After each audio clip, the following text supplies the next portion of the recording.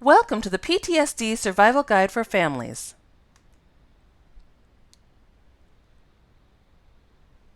Picture this. You're in the middle of a dinner party when a can of soda drops out of the refrigerator, making a loud crash on the floor. Most of the people don't even notice that it has happened, but the hostess has dropped to the floor and covered her head. A few seconds later, and with an embarrassed chuckle, she gets off the floor and pretends like nothing has happened. Guests think, "That's weird," and then move on with their drinks and appetizers. However, the hostess has not moved on. There's a good chance she is going to be rattled for the rest of the night. Or maybe you're strolling through the mall, and a certain scent or cologne from the perfume counter causes your friend's eyes to glaze over, and they're clearly holding back tears.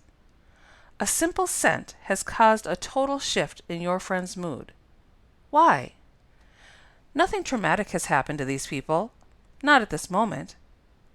But they are actively, and in that moment, experiencing a past trauma. They are experiencing it as if it were happening right now. These people have post-traumatic stress disorder, or PTSD.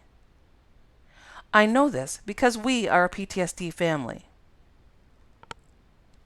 This guide has been created to save families from the struggles that we have gone through. The goal of this program is to provide the support and information that we did not have, but so desperately needed when we started our journey over 10 years ago.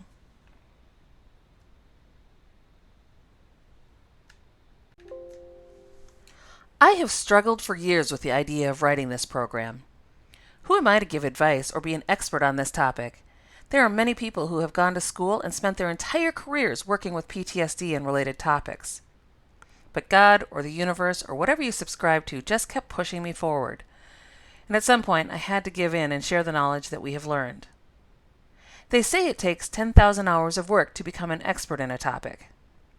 I have spent over 87,000 hours being the wife of a man with serious PTSD, as if there was any other kind.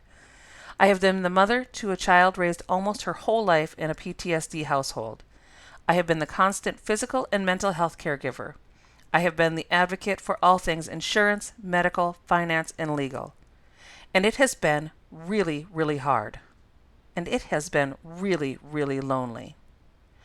I want to help you. I want to help your family. And having found relative success at this point, I feel it is my obligation to make this journey easier for others.